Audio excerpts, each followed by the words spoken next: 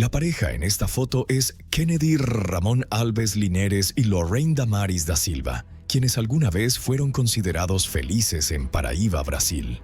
Sin embargo, detrás de las sonrisas radiantes y de una imagen que parecía tranquila, se escondía una historia perturbadora de control, celos y violencia. A finales del año 2020, cuando Lorraine tenía apenas 19 años y se encontraba en la cima de su carrera como modelo, perdió la vida a manos de su propio novio, simplemente porque él no aceptaba la ruptura y creía que ella le pertenecía. El caso conmocionó a la opinión pública y expuso la tragedia de una relación marcada por la obsesión. Si quieres conocer todo el desarrollo y la verdad detrás de este crimen impactante, sigue esta historia hasta el final. La joven que ves en esta grabación es Lorraine Damaris da Silva, una prometedora modelo de solo 19 años, cuyo destino fue truncado trágicamente en diciembre de 2020. Estas imágenes, captadas por las cámaras de seguridad del aeropuerto, muestran el último momento en que fue vista con vida.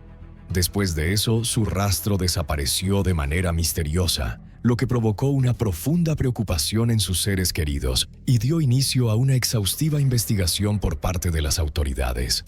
No pasó mucho tiempo antes de que saliera a la luz un hecho cargado de violencia, control y crueldad que conmocionó a la comunidad brasileña. Te invitamos a seguir esta historia hasta el final para que no pierdas ningún detalle. El caso de Lorraine Damaris da Silva. Lorraine Damaris da Silva nació en 2001 en una familia sencilla del interior de Paraíba, Brasil. Desde pequeña fue muy unida a su madre, Andrea Maria da Silva, quien siempre fue su ejemplo y su mayor apoyo. Andrea, una mujer fuerte y dedicada, crió a Lorraine en un ambiente lleno de valores sólidos, enseñándole la importancia de la honestidad, el respeto y la perseverancia. La situación económica de Lorraine era limitada, pero estaba rodeada de la calidez de una comunidad en la que todos se conocían y se ayudaban mutuamente. A pesar de las dificultades, Lorraine nunca perdió la alegría ni la esperanza en un futuro mejor. Su sencillez y humildad la hacían querida por todos. Era el tipo de persona que sabía escuchar. Siempre tenía una palabra amable y una sonrisa para quienes la rodeaban. Desde muy joven mostró un talento natural para el arte y la expresión corporal. Su pasión por el modelaje surgió de forma casi natural. En los eventos escolares era común verla participando en desfiles de moda, presentaciones y actividades culturales. Poseía una belleza delicada y una presencia cautivadora, pero lo que más destacaba en ella era su autenticidad. Nunca buscó la aprobación de los demás. Prefería ser ella misma, sin artificios ni pretensiones. Alrededor de 2017, cuando Lorraine tenía apenas 16 años, su vida dio un giro inesperado al conocer a Kennedy Ramón Alves Linares. 13 años mayor que ella, Kennedy era un hombre experimentado, empresario, con 2 hijos fruto de un matrimonio que había terminado en divorcio y que aparentaba la madurez y estabilidad que podían atraer a una joven como Lorraine. Desde el inicio mostró carisma y seguridad, cualidades que no pasaron desapercibidas para la adolescente. La relación comenzó con intensidad y grandes promesas. Kennedy se mostraba atento y protector, mientras que Lorraine, con su inocencia y sueños por cumplir, se dejó llevar por un romance que parecía abrirle las puertas a un mundo nuevo.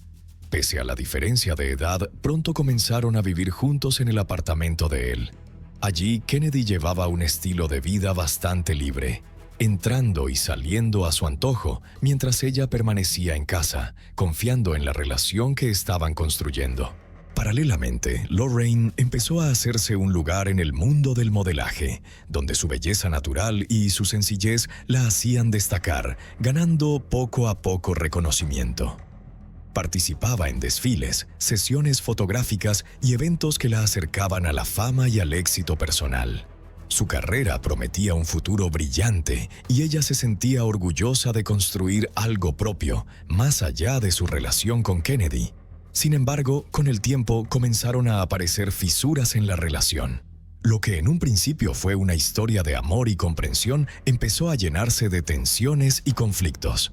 Kennedy, que al inicio parecía maduro y protector, comenzó a mostrar actitudes posesivas y controladoras. Lorraine, que antes gozaba de libertad para desarrollarse, ahora se sentía limitada por su pareja. La convivencia se volvió cada vez más difícil. Kennedy no aceptaba que Lorraine tuviera su propio espacio ni que se comunicara con otras personas. Su actitud cambió y, con ello, también la dinámica de la relación. La joven, que soñaba con un futuro independiente y lleno de oportunidades, se encontró atrapada en un noviazgo marcado por el control y la inseguridad. Las discusiones se hicieron frecuentes y la confianza que alguna vez existió comenzó a desvanecerse. A pesar de las dificultades, Lorraine siguió esforzándose por mantener su prometedora carrera, algo que se reflejaba en el creciente número de seguidores en sus redes sociales y en las amistades que iba forjando. Sabía que su vida no podía reducirse únicamente a su relación con Kennedy y veía en el modelaje un refugio, una forma de reafirmar su identidad. Sin embargo, el peso de aquella relación tóxica empezó a afectar su estabilidad y su salud mental. De ser una joven alegre y soñadora, Lorraine comenzó a mostrar signos de ansiedad y miedo, hasta que, a finales de 2020, reunió finalmente el valor para poner fin a una relación que poco a poco la había ido consumiendo. No obstante, esa decisión no era ni fácil ni segura. Para lograrlo, tuvo que actuar con cautela y discreción, consciente de que no podía marcharse sin enfrentarse al riesgo de represalias. Con la ayuda incondicional de su madre, planearon abandonar en secreto el apartamento que compartía con Kennedy. En plena noche, Lorraine dejó atrás lo que había sido su prisión emocional y partió hacia otro estado donde sus familiares la esperaban. El reencuentro con su familia fue un alivio indescriptible para ella, como respirar después de un largo periodo de asfixia. Los primeros días estuvieron llenos de momentos genuinos de alegría y esperanza. Sin embargo, al escucharla relatar sus vivencias con Kennedy, esa alegría se mezcló rápidamente con preocupación. Su voz temblaba y sus ojos transmitían tanto dolor como fortaleza. Contó cómo Kennedy la controlaba, la poseía y, en ocasiones, mostraba conductas violentas que le habían dejado heridas profundas en el alma. Sus seres queridos, especialmente su madre Andrea, escuchaban con el corazón encogido. Andrea, siempre el pilar más firme de Lorraine, no dudó en aconsejarle que jamás regresara a esa relación. Le recordaron que merecía respeto, libertad y felicidad, que ningún amor valía la pena si implicaba dolor o la pérdida de su dignidad. La familia compartió largas conversaciones, lágrimas y momentos de apoyo incondicional, fortaleciendo aún más un lazo que había resistido la distancia y las dificultades. Pero a pesar de todo, Lorraine siguió en contacto con Kennedy. Tras aproximadamente un mes en casa, decidió regresar a Paraíba. En realidad, su plan era someterse a una cirugía estética, algo para lo que había ahorrado durante mucho tiempo con gran esfuerzo. El domingo 13 de diciembre de 2020, Lorraine aterrizó en Paraíba, donde las cámaras de seguridad del aeropuerto registraron el momento en que bajaba del avión. Poco después, envió un mensaje a su madre para avisarle que estaba bien y que acababa de llegar. Tenía previsto volver a casa para pasar las fiestas de fin de año con la familia. Pero en las horas siguientes, Lorraine, quien nunca pasaba demasiado tiempo sin comunicarse con sus seres queridos, guardó un silencio absoluto.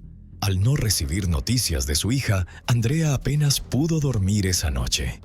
A la mañana siguiente, lunes 14 de diciembre, y tras numerosos mensajes y llamadas sin respuesta, decidió acudir a la policía para denunciar la desaparición de Lorraine. Una vez registrada la denuncia oficial, familiares y amigos iniciaron de inmediato una intensa campaña de búsqueda en redes sociales con el objetivo de localizarla. La preocupación crecía con cada hora sin noticias, y el llamado a la búsqueda se propagó rápidamente por la comunidad. Desde un inicio, las autoridades asignaron un equipo especializado para investigar el caso, enfocándose en reconstruir el entorno social y la vida personal de Lorraine. Los investigadores examinaron minuciosamente sus relaciones, amistades y rutinas diarias. Rápidamente advirtieron que Lorraine mantenía un contacto frecuente con su familia, especialmente con su madre, y que su silencio por más de 24 horas era algo fuera de lo común. Para ese momento habían pasado ya 3 o 4 días sin que respondiera mensajes o llamadas, lo que hizo que todos temieran lo peor. Al profundizar en sus vínculos más cercanos, los investigadores prestaron especial atención a la relación con Kennedy. Descubrieron que él tenía un pasado inquietante. Años atrás había sido detenido por violencia doméstica contra su exesposa. Además, contaba con antecedentes por posesión ilegal de armas y tráfico de drogas.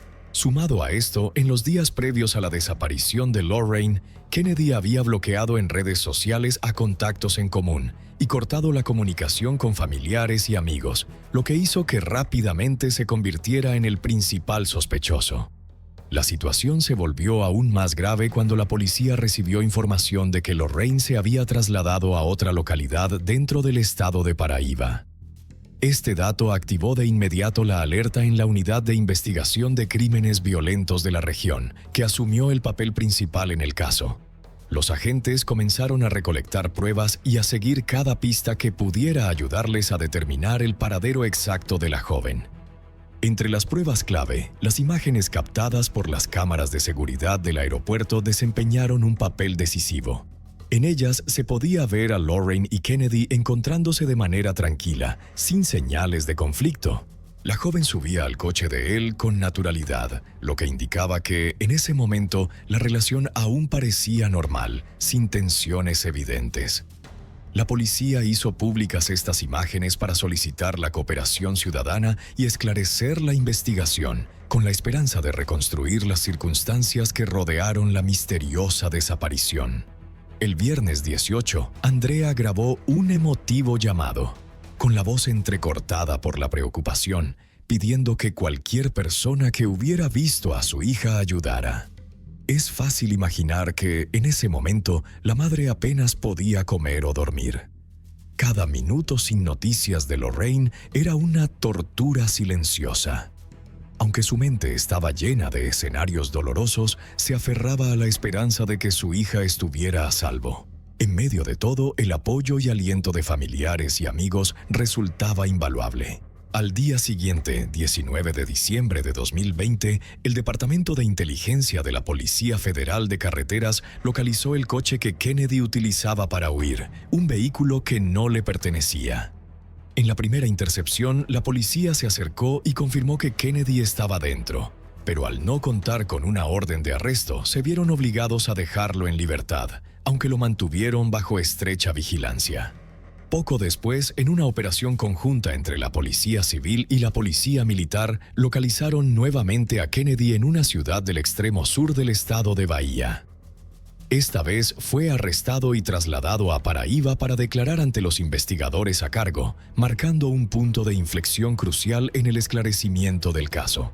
Porque casi de inmediato, sin que fuera necesaria una gran presión por parte de los investigadores, fue el propio Kennedy quien confesó lo que las autoridades más temían.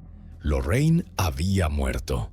En su declaración no solo admitió haber cometido el crimen, sino también haber amenazado previamente a la joven. Según él, no aceptaba la ruptura ni los viajes que ella realizaba, ya fuera por trabajo o por razones personales. No obstante, aseguró que el crimen no había sido premeditado, sino un acto impulsivo. En ese momento rompió a llorar, una reacción que los investigadores no supieron si interpretar como un verdadero arrepentimiento o como una estrategia para generar compasión. Según su relato, el domingo 18 llevó a Lorraine a una zona costera del estado, donde se alojaron en una casa alquilada por su familia. Todo parecía normal. Incluso pasaron gran parte del tiempo conversando. Pero al amanecer, cuando surgió el tema de una posible reconciliación, esto desencadenó una discusión. Kennedy declaró que ella lo atacó primero, por lo que él reaccionó sujetándole el cuello para inmovilizarla. Sin embargo, la fuerza que empleó fue excesiva, provocando que Lorraine quedara inconsciente, y poco después, sin signos vitales. En su confesión, Kennedy contó que, tras el hecho, permaneció junto al cuerpo durante unas 3 o 4 horas. A pesar de saber que estaba muerta, afirmó que en su mente aún albergaba la esperanza de que despertara. Una contradicción difícil de comprender para los investigadores. Finalmente decidió abandonar el cuerpo a un costado de la carretera. Después se detuvo en un camino rural y quemó todas las pertenencias de Lorraine, incluyendo una maleta, un bolso y todo lo que había en su interior. Aseguró que no se quedó con ninguna suma de dinero que ella pudiera llevar consigo. Luego emprendió un viaje con la esperanza de iniciar un capítulo nuevo y mejor en su vida.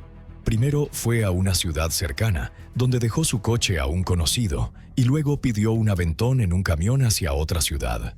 Más tarde se trasladó a un estado del sur del país, donde dos amigos fueron a recogerlo. Según él, estas personas le habrían ofrecido un empleo. Una vez confirmada la verdad, las autoridades se pusieron en contacto con la familia de Lorraine. Al recibir la noticia, Andrea sintió que el mundo entero se derrumbaba.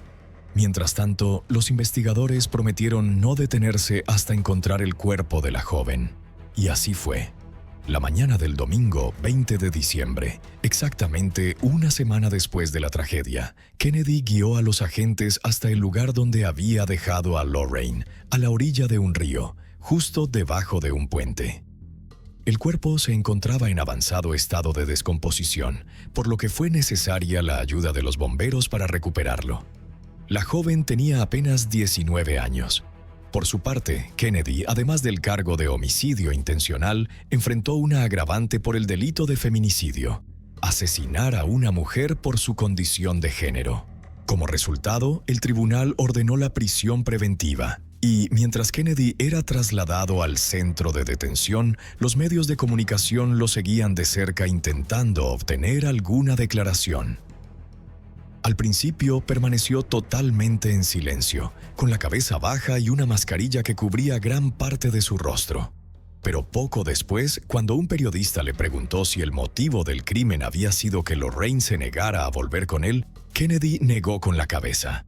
El reportero insistió, y de repente Kennedy rompió a llorar. En ese momento, el periodista le preguntó si esas lágrimas eran por arrepentimiento de lo que había hecho, y Kennedy asintió. Sin embargo, cuando le preguntaron si tenía algo que decirle a la familia de la joven, negó rotundamente. En cambio, cuando le preguntaron si creía que debía pagar por lo que había hecho, volvió a asentir mientras seguía llorando. Después fue ingresado en el centro penitenciario.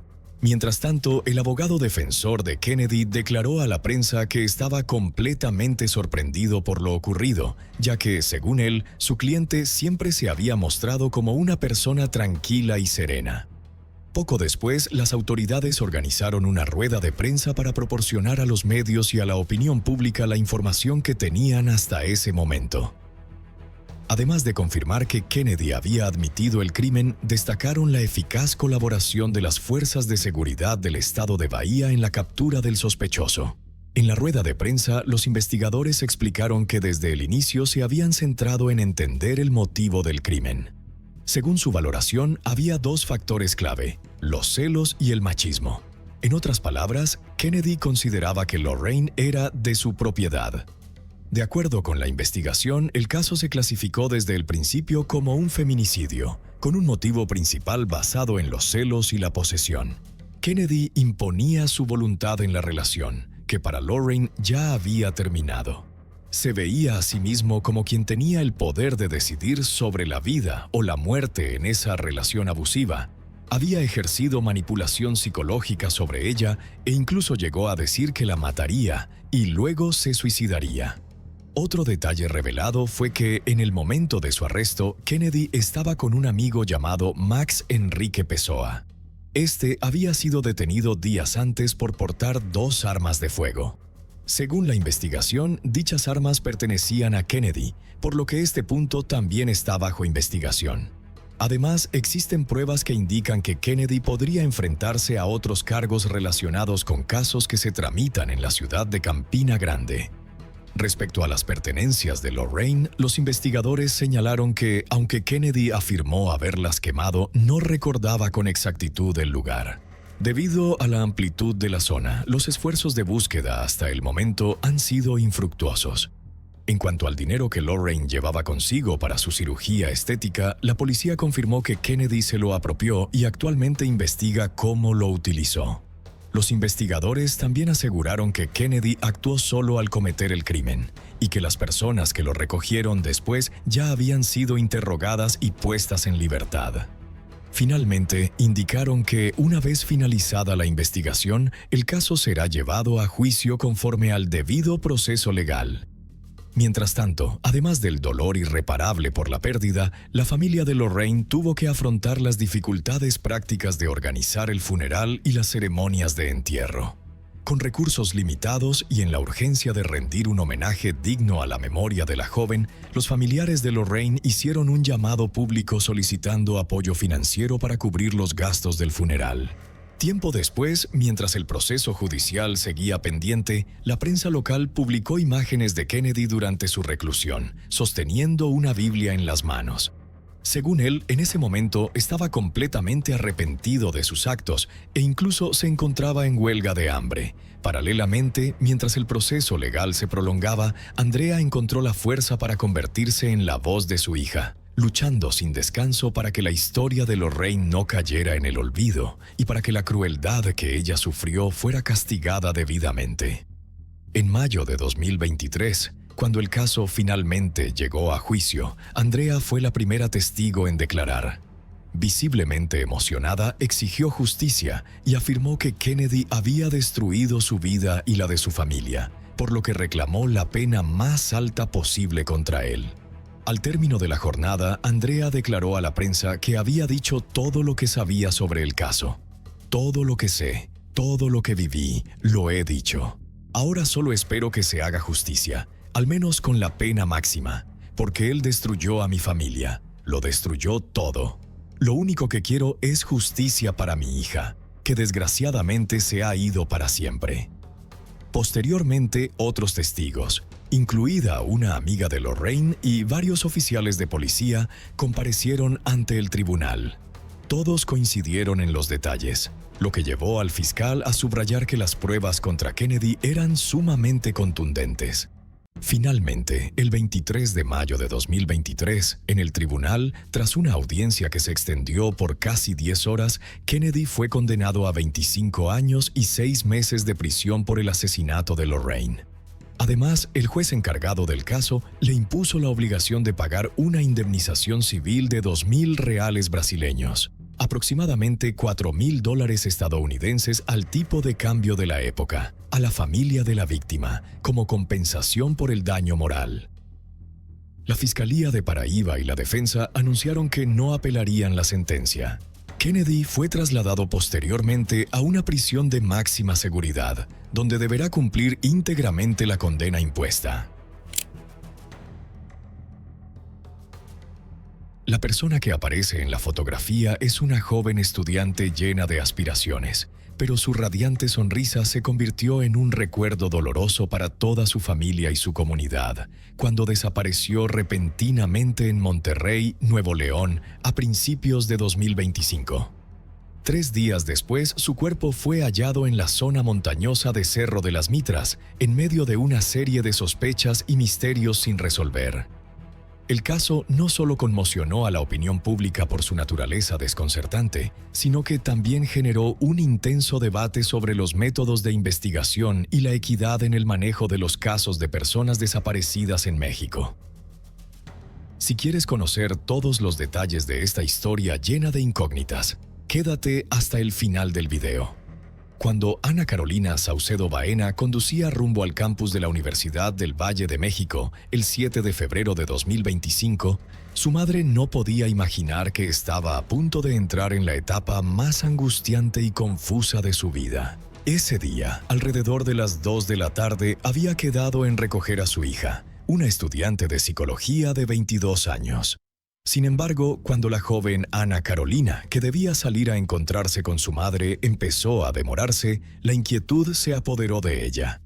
Después de una larga espera, la preocupación se transformó en miedo. Nadie había visto a la joven durante horas, y su desaparición repentina no podía ser tomada a la ligera en Nuevo León, donde los secuestros de mujeres y los feminicidios se han convertido en una sombra constante. A medida que pasaban las horas sin noticias sobre el paradero de Ana Carolina, la familia Saucedo inició una búsqueda frenética para encontrarla. Esa mañana había llegado a la escuela a las 7 a.m. junto a su madre. El margen de tiempo en que pudo haberse producido la desaparición o un secuestro era muy amplio, y cada hora que pasaba se volvía crucial. Durante todo el fin de semana, el misterio envolvió tanto los pasillos universitarios como los bosques y montañas que rodean la institución. Cualquiera podía ser sospechoso, pero la búsqueda terminó de forma abrupta cuando se halló un cuerpo en medio del bosque, lejos de los senderos principales. A simple vista no había señales de violencia, pero ¿cómo explicar la desaparición de Ana Carolina? ¿Qué le había sucedido? Durante esos 3 días, en los que parecía que se habían utilizado todos los recursos para encontrarla. O bien alguien la había llevado hasta allí, o bien había sufrido un accidente. Eso era lo que las autoridades debían investigar. Carolina Saucedo Baena era una joven alegre, llena de vida. Había comenzado su programa de estudios en psicología a principios de febrero, asistiendo a los cursos propedéuticos previos al ingreso formal. La psicología no fue la primera opción de Ana tras terminar la secundaria.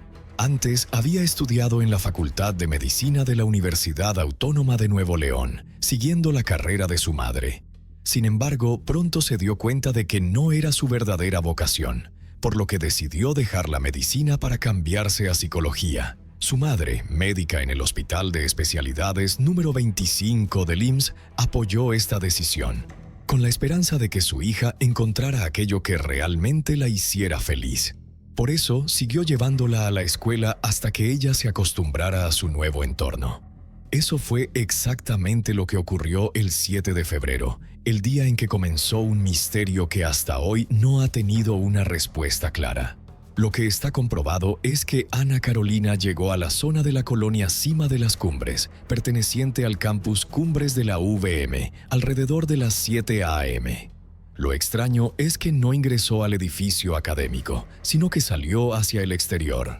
Se desconoce por qué justo ese día, pero según las cámaras de seguridad, se dirigió hacia el Cerro de las Mitras, una reserva natural. Para llegar al pie del cerro, Ana solicitó un taxi por aplicación y viajó desde la escuela hasta allí. Desde ese punto, continuó caminando hacia la sierra, cuya altura promedio es de 100 metros, pero con picos que alcanzan los 2.060 metros sobre el nivel del mar, atrayendo a numerosos visitantes en Nuevo León. A las 8:47 a.m. ingresó a la reserva y se registró como cualquier otro visitante, indicando que se dirigía a la zona conocida como Cama de Piedra. Quien fue testigo de esto fue Juan, el guardia en la entrada al cerro, encargado de anotar a mano los datos de cada persona que entra o sale. Junto a la caseta de vigilancia había un letrero que decía: "Por su seguridad, favor de registrarse".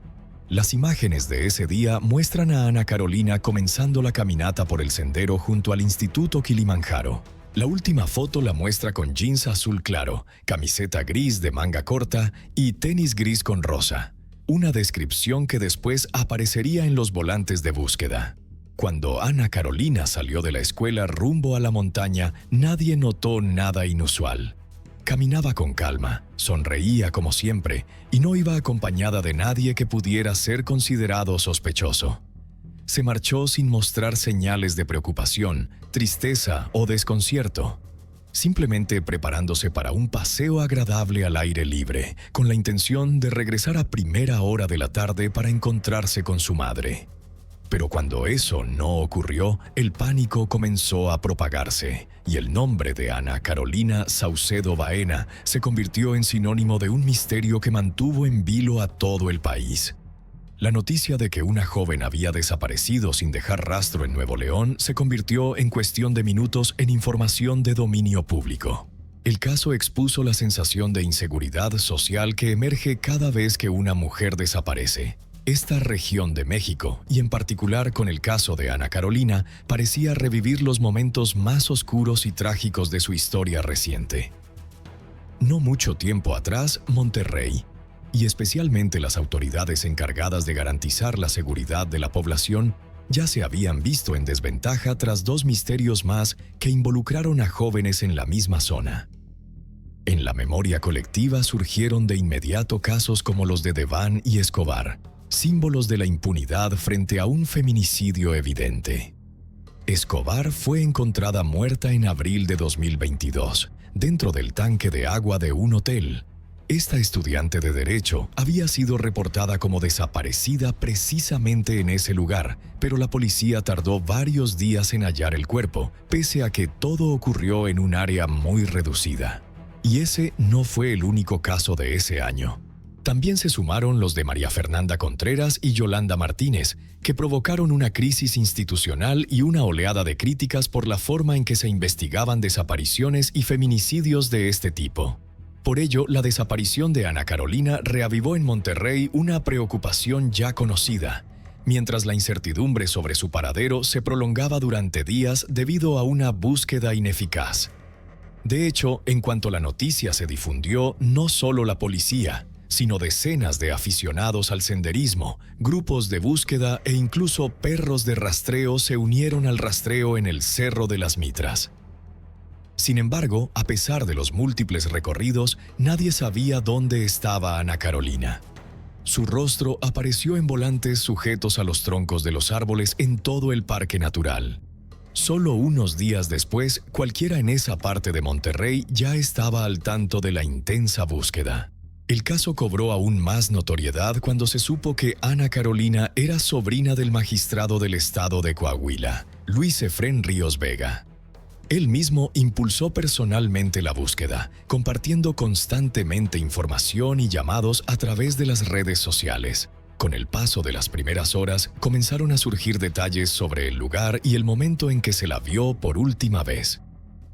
Que todos los testigos confirmaran que caminaba sola despertó aún más la curiosidad de las autoridades. La familia sospechaba que Ana Carolina podría haber sido atacada, pero no había pruebas concretas que indicaran que alguien estuviera con ella en los minutos previos a su desaparición.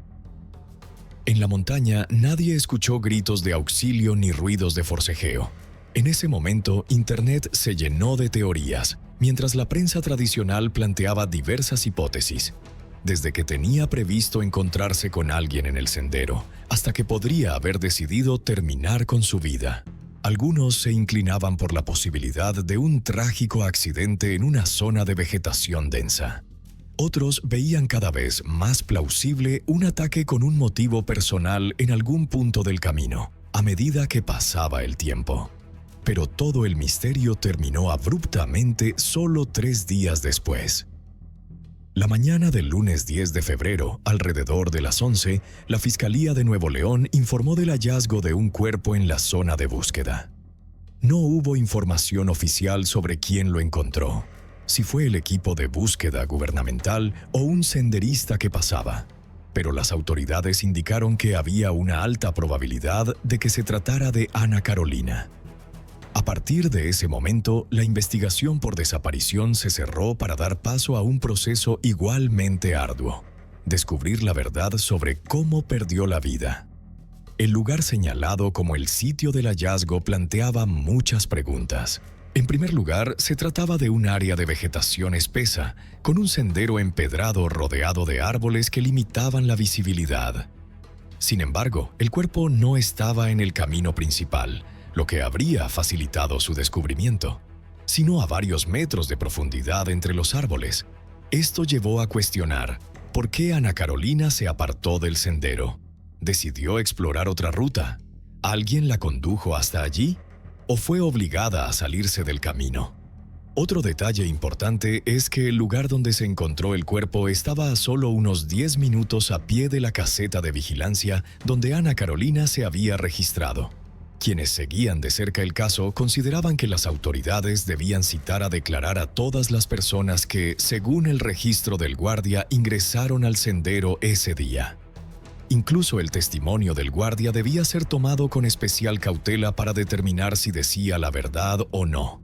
De pronto, toda la zona cercana al Cerro de las Mitras pareció caer en un estado de extrema inquietud.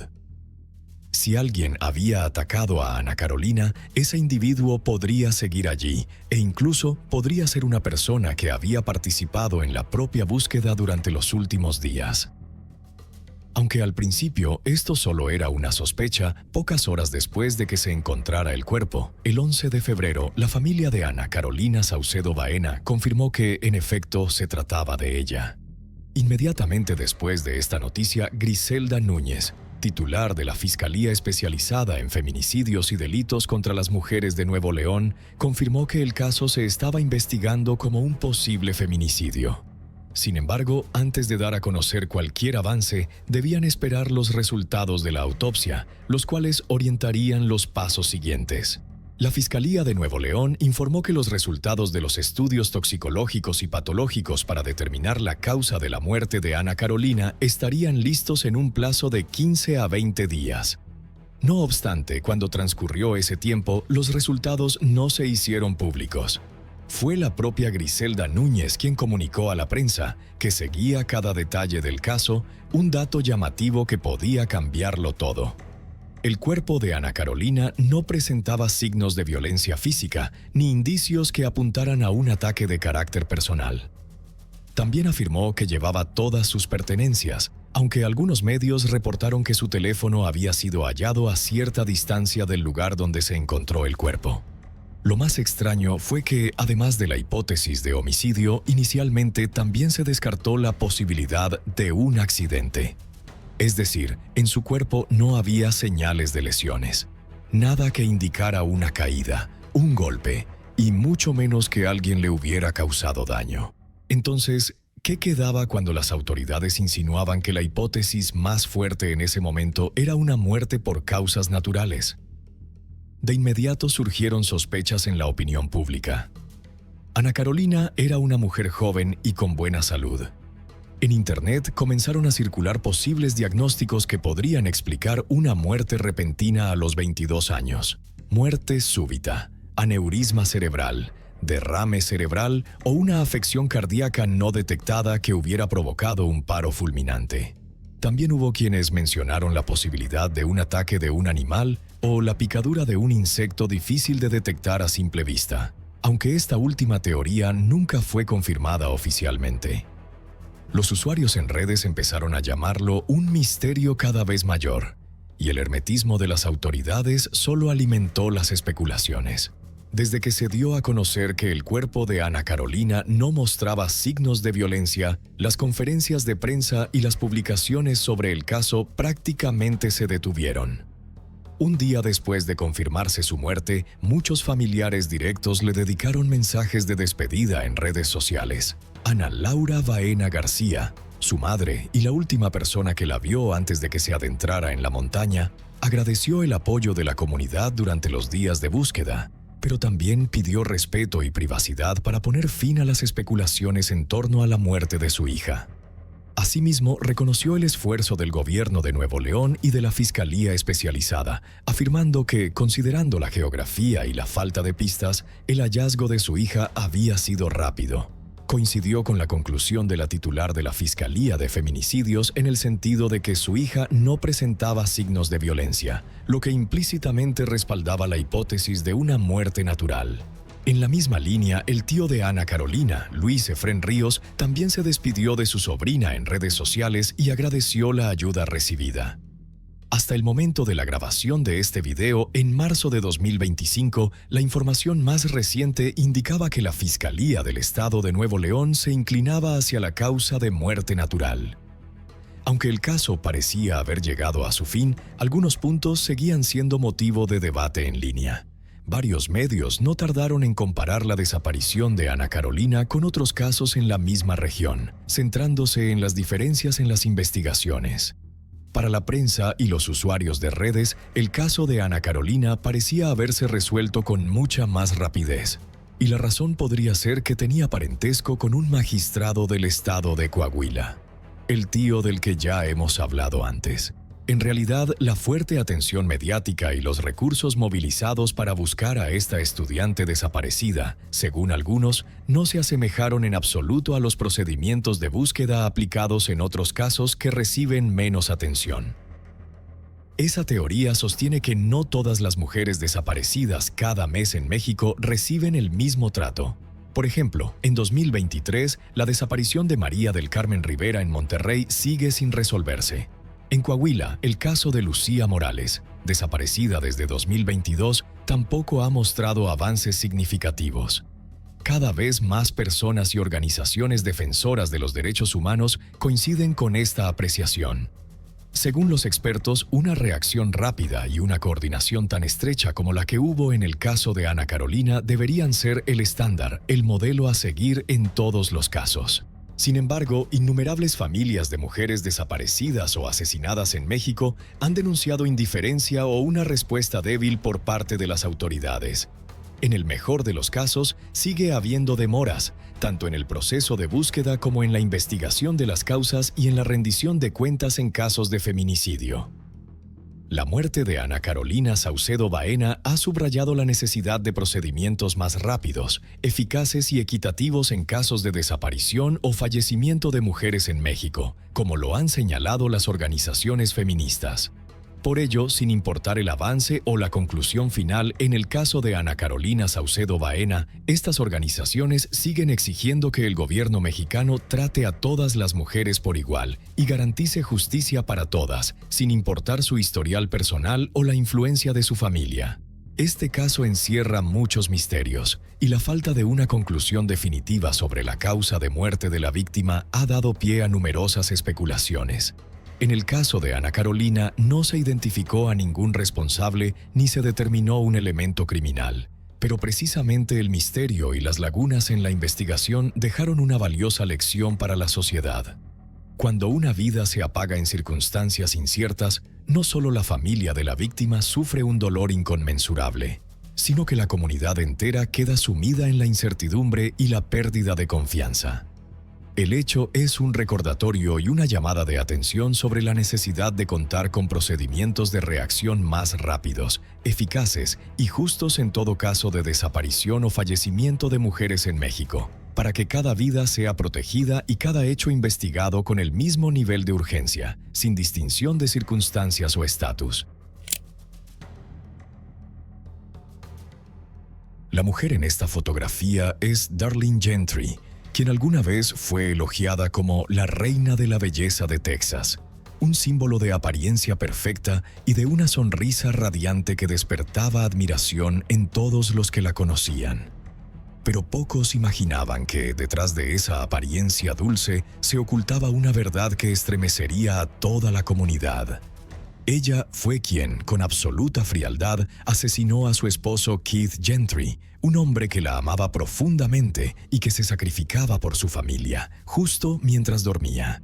El caso expuso un contraste impactante entre la imagen de una esposa y madre ejemplar a los ojos de todos y la de una asesina calculadora y despiadada. Esta historia no solo siembra el temor sobre la traición dentro del matrimonio, sino que también se convierte en una advertencia sobre las tragedias que pueden esconderse detrás de una sonrisa aparentemente inocente. Si quieres conocer todos los detalles de este crimen estremecedor, quédate hasta el final del video. Darlene Gentry nació el 2 de noviembre de 1974. Era la segunda de 3 hermanas en una familia amorosa.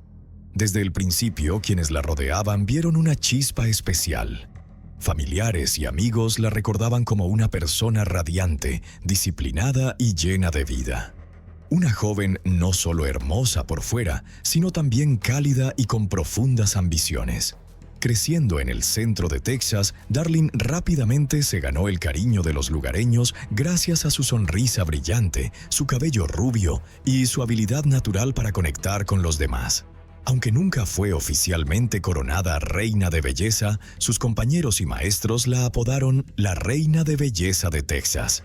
Fue elegida reina del baile, participó en el equipo de bandera y parecía ser siempre el centro de todos los eventos escolares. Su encanto no era forzado, era natural. Ella destacaba no solo por su apariencia, sino por su genuina esencia. Hacía que los demás se sintieran vistos, admirados por sus amigos y profundamente amados por su familia. Era una joven con un camino claro por delante. En 1993 se graduó de la escuela secundaria Joe en Cameron y luego asistió al Colegio Técnico Estatal de Texas en Waco. Al principio se sintió atraída por el campo de la odontología y estudió para ser asistente dental, pero su objetivo a largo plazo era convertirse en enfermera. Durante sus años universitarios conoció a alguien que cambiaría su vida por completo, Keith Gentry. Keith, nacido el 2 de septiembre de 1974 en Waco, era hijo de Wyman y Glenda Gentry. Pasó su infancia en Robinson, un pueblo donde la comunidad y la familia aún tenían un gran significado. Keith tenía 2 hermanas mayores y una familia numerosa que siempre lo amó. En la escuela secundaria, Robinson era conocido por su carácter afable y su fortaleza silenciosa. No era ostentoso ni directo, pero quienes lo conocían valoraban su fiabilidad y su naturaleza amable. Keith no buscaba atención, simplemente hacía lo que debía hacer sin quejarse. Al igual que Darlene, se matriculó en el Colegio Técnico Estatal de Texas, donde estudió diseño y soldadura. Luego consiguió un trabajo estable como asistente técnico en una empresa de servicios públicos, construyendo un futuro sólido y responsable. Keith tenía la naturaleza de un proveedor. Era enfocado, trabajador y ya había reflexionado sobre la vida que quería construir. Amigos y familiares a menudo decían que era un hombre de familia, incluso antes de haber establecido su vida. Cuando Keith y Darlene se conocieron, sintieron una conexión inmediata. La química entre ellos era innegable y no tardaron mucho en enamorarse profundamente. La familia de Darlene recibió a Keith rápidamente y la familia de Keith también acogió a Darlene con entusiasmo. Todos pensaban que la boda era solo cuestión de tiempo, pero como muchas parejas jóvenes, sus tiempos no siempre coincidían. Para 1997, ambos ya se habían graduado y se preparaban para los siguientes pasos en la vida. Darlene en ese momento esperaba en silencio una propuesta de matrimonio. En cambio, Keith no estaba listo para casarse, ni siquiera para vivir juntos. Después de muchas conversaciones sinceras, tomaron la dolorosa decisión de separarse. Sus familias quedaron sorprendidas, y tanto Darlene como ninguno de los dos, Keith ni ella, pudo aceptar fácilmente esa separación. Ambos quedaron profundamente heridos, sin saber qué les depararía el futuro sin el otro. Para buscar un nuevo comienzo, Darlene se mudó a Dallas. Allí retomó su carrera como dentista e intentó adaptarse a la vida en la ciudad. Pero el ritmo acelerado no era para ella. Un robo de auto y la desconexión con la vida urbana finalmente tuvieron consecuencias. Alrededor de un año después, Darlene regresó a casa y parecía que el destino la estaba esperando. Ella y Keith se reencontraron rápidamente, esta vez sin dudas. Su reencuentro fue rápido y decisivo. En 1999, Keith le propuso matrimonio y poco después se casaron. Sentían que finalmente todo encajaba en su lugar. La joven pareja compró su primera casa y empezó a construir la vida con la que solo habían soñado. Sin embargo, para Darlene aún faltaba algo. Aunque había vuelto a la odontología, se dio cuenta que su verdadera vocación estaba en otro lugar. Con motivación y determinación volvió a estudiar, esta vez para convertirse en enfermera. Keith apoyó completamente las ambiciones de su esposa, orgulloso de verla esforzarse por alcanzar sus metas. Según todos, eran una pareja feliz. Reían juntos con frecuencia, compartían responsabilidades y asumían su papel de compañeros de vida. A principios de los 2000, Keith y Darlene Gentry ya habían establecido una vida ideal en la tranquila comunidad de Robinson, Texas. A poca distancia en auto de Waco, su casa estaba en un vecindario suburbano pacífico, justo al lado de la casa de los padres de Keith. Esa cercanía, si bien cómoda, resultó ser muy complicada. Keith tenía un empleo estable como asistente técnico en una compañía eléctrica local, mientras Darlene trabajaba como enfermera. Con 2 ingresos estables, llevaban una vida cómoda, sin lujos pero suficiente para mantener a la familia y disfrutar de algunos caprichos. La familia era el centro de su sueño. En 2001 nació su primer hijo, Chase. Cody llegó en 2004 y en 2005 dieron la bienvenida a su tercer hijo, Cade. Parecían adaptarse fácilmente al rol de padres. Con el apoyo de ambos abuelos, construyeron una vida basada en el amor, la estabilidad y las tradiciones familiares. Eran la clase de familia que muchos admiraban, padres atractivos y dedicados, 3 hijos hermosos y una casa bien cuidada. Pero bajo esa superficie, la realidad era mucho más compleja. El trabajo de Kate a menudo requería viajes de negocios, lo que obligaba a Darlene a manejar sola las responsabilidades laborales y familiares. Ella cuidaba de los niños, atendía la casa y cumplía con sus deberes como enfermera.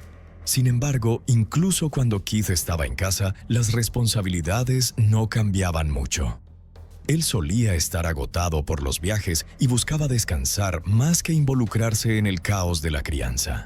Al reconocer la presión que esto ejercía sobre su matrimonio y vida familiar, Keith finalmente decidió dejar un trabajo bien pagado y con muchos viajes para optar por un empleo de oficina con menor salario para estar más cerca de casa. Fue un movimiento motivado por amor y realismo, pero con un costo. La reducción de ingresos tensionó sus finanzas y Keith empezó a sentirse atrapado en un trabajo que encontraba aburrido y poco satisfactorio. Extrañaba los desafíos y la motivación de su rol anterior. La frustración comenzó a aparecer. Mientras tanto, el hábito de gasto de Darlene se percibía como inalterado. Ella mantenía la casa limpia, organizaba reuniones y seguía comprando cosas que ya no podían permitirse. Sus discusiones giraban frecuentemente en torno al dinero. Keith creía que ella era descuidada en la administración financiera familiar. Él se frustraba cada vez más porque la carga de cuidar a los niños recaía en él y en sus padres. Amigos y familiares empezaron a notar el cambio. La pareja feliz ahora parecía tensa. Había quejas silenciosas, distanciamiento emocional sutil y una presión creciente. Sin embargo, no había indicios de que Keith o Darlene quisieran divorciarse. Keith, en particular, parecía decidido a mantener todo en orden. Pero todo cambió en la mañana del 9 de noviembre de 2005. Justo a las 6:11 a.m., Darlene llamó angustiada al servicio de emergencias. Su voz temblaba. Al describir una escena espeluznante, la puerta trasera de su casa estaba abierta de par en par, y su esposo, Keith, yacía en la cama, cubierto de sangre, respirando con dificultad. Ella le dijo al operador que varias armas de Keith habían desaparecido y describió cómo él estaba tosiendo espuma rosada por la boca. Darlene aseguró que no había dormido junto a Keith esa noche. Su hijo menor, que entonces tenía apenas 18 meses, se puso inquieto. Según ella, llevó al niño a un dormitorio separado, donde dormían sus otros 2 hijos, y se quedó allí para ayudarlos a dormir. Dijo que vio una película y permaneció en la habitación hasta las 6 de la mañana, cuando despertó y encontró la puerta trasera abierta y a su marido gravemente herido. Poco después, los servicios médicos llegaron a la casa de los Gentry. Keith seguía con vida, pero apenas. Había sido disparado en la cabeza y estaba completamente inconsciente. Espuma rosada en la boca, señal de una lesión grave, indicaba que probablemente no se recuperaría. El equipo de emergencia lo llevó al Centro Médico Hillcrest Baptist en Waco, donde le proporcionaron soporte vital. A pesar de los esfuerzos médicos, Keith Gentry nunca despertó. 2 días después, el 11 de noviembre de 2005, fue declarado muerto. Se inició una investigación por homicidio. Los detectives rápidamente pusieron la atención en el único adulto que estaba en la casa esa noche, Darlene. Su versión de los hechos se volvió el centro del caso y fue interrogada de inmediato. Darlene dijo a la policía que la noche del 8 de noviembre comenzó tranquilamente. Ella salió a cenar y a beber con amigos. Regresó a casa alrededor de las 8:30 p.m., pero dijo que no fue recibida calurosamente. Según Darlene, Keith estaba muy triste. Había descubierto una factura de restaurante, evidencia de otro gasto que él consideraba imprudente e irresponsable. Con las dificultades financieras que enfrentaban, esto los preocupaba. Discutieron y Darlene dijo que se fue de la casa molesta y condujo un rato para calmarse. Cuando regresó esa noche, afirmó que pidió disculpas y trató de superar la diferencia. Keith se fue a dormir al dormitorio principal y Darlene se quedó con sus 3 hijos en otra de las habitaciones. Ella aseguró que fue para ayudar a estabilizar a su hijo menor, que había estado llorando esa noche. Recuerda haberse despertado alrededor de las 5:15 de la mañana, al escuchar ladrar al perro, pero sin pensar mucho porque a veces su perro ladraba sin razón, volvió a dormirse. Relató que alrededor de las 6 de la mañana se levantó, caminó por la casa y despertó a Keith para que fuera a trabajar. Cuando él no respondió, entró al dormitorio y lo encontró acostado, sin reaccionar y sangrando. También dijo que notó la puerta trasera completamente abierta y que su armario de armas, que estaba cerrado con llave, había sido revisado y que algunas cosas habían desaparecido. La versión de Darlene pintaba un panorama escalofriante. Alguien había entrado a su casa durante la noche, mató a su marido y robó algunas armas sin dejar rastro. Pero a medida que avanzaba la investigación, los detectives comenzaron a notar contradicciones preocupantes que ponían en duda toda su narrativa. Primero, respecto al tiempo. Darlene dijo que no revisó a Keith hasta las 6 de la mañana, pero el análisis forense mostró que el disparo pudo haber ocurrido mucho antes. La trayectoria de la bala, los charcos de sangre y el estado de Keith indicaban que fue un ataque que ocurrió mucho antes, uno que le habría sido imposible dormir después. Aparecieron varias señales de alerta en la escena, mientras Darlene afirmaba que muchas armas habían desaparecido del armario. Los investigadores encontraron varias cajas ordenadamente apiladas justo detrás de la casa. Esto no encajaba con el comportamiento típico de un ladrón apresurado. De hecho, parecía que alguien había colocado cuidadosamente las armas allí, tal vez para montar una escena. Además, la sospecha aumentó porque solo 2 personas tenían acceso al armario de armas, Keith y Darlene. Cualquiera que lo abriera sabía dónde estaba y dónde se escondía la llave. Era ilógico que un intruso desconocido tuviera conocimiento específico de la distribución y seguridad de la casa. Luego está el comportamiento de Darlene.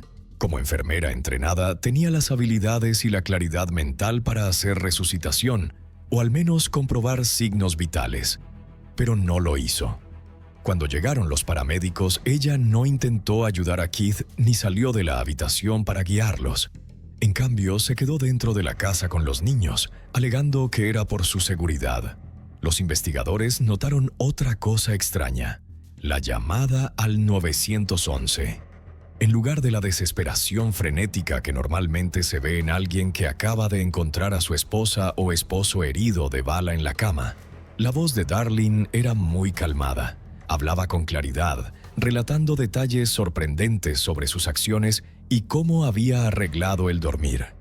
Su tono parecía más el de alguien intentando explicar sospechas que el de alguien en estado de... Con botas de goma altas y con un palo en la mano, ella entró al agua y empezó a hurgar en el fondo del estanque, justo en el lugar donde la policía había encontrado el arma. Todo el evento fue grabado, y con eso los detectives obtuvieron lo que necesitaban. En febrero de 2007, Darlene Gentry, de 32 años, compareció ante el tribunal del condado de Milam, Texas. El juicio duró 5 días. Ella enfrentaba cargos de asesinato en primer grado por haber disparado a su esposo mientras él dormía en su casa en Robinson. El caso de la fiscalía se centró en el video de vigilancia. Darlene estaba en el estanque intentando recuperar el arma homicida varios días después de que había sido confiscada. Ese fue el momento que rompió su defensa. Los guantes en la basura, el robo planeado, la línea de tiempo contradictoria, todo apuntaba a una conclusión irrefutable. El equipo de defensa decidió no llamar a ningún testigo durante la fase de determinación de culpabilidad o inocencia del juicio. En cambio, se basaron en interrogatorios cruzados y argumentos procesales, pero la evidencia fue demasiado fuerte para refutarla. El 8 de febrero de 2007 se dictó el veredicto de culpabilidad por asesinato en primer grado. Darlene Gentry fue condenada a 60 años de prisión. La fiscalía argumentó que su motivo incluía tanto lo emocional como lo financiero. Ella quería salir de su matrimonio. quería libertad y seguridad financiera gracias al seguro de vida de Keith.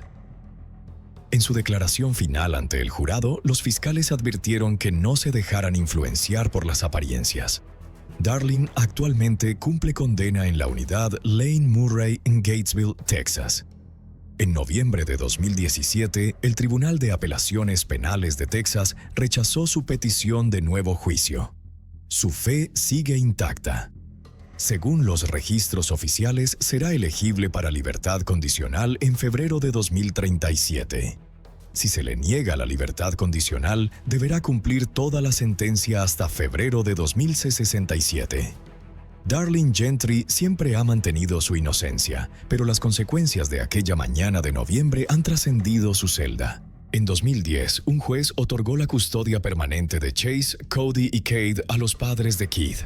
Se emitió una orden de restricción que prohibía a Darling contactar a sus hijos. Según documentos judiciales, ella no ha hablado con ellos desde entonces. Keith Gentry era un hombre de fuerza silenciosa, un padre dedicado, un esposo fiel y un trabajador incansable. Eligió a la familia sobre la ambición, la estabilidad sobre el estatus. Dejó atrás 3 hijos pequeños, una familia doliente y un legado construido sobre la integridad y el amor. Aunque su vida terminó de manera trágica, quienes conocieron a Keith no lo recuerdan por su muerte, sino por cómo vivió. Su memoria perdura en el corazón de su familia, amigos y especialmente en la vida de los hijos a quienes amó más que a nada. Solo por las presiones de la vida diaria y por los conflictos que no fueron resueltos con comprensión, Darling Gentry eligió el camino del crimen, perdiéndolo todo. Un esposo abnegado que tuvo que partir en medio de la injusticia. 3 niños inocentes que de repente quedaron huérfanos de padre y madre, y ella misma enfrentándose a una condena interminable tras las rejas. Este caso deja una lección profunda. En el matrimonio, solo la comprensión y el compartir pueden mantener el hogar, porque cuando eso falta, el amor puede convertirse en tragedia, y una familia que parecía feliz puede desmoronarse en el dolor.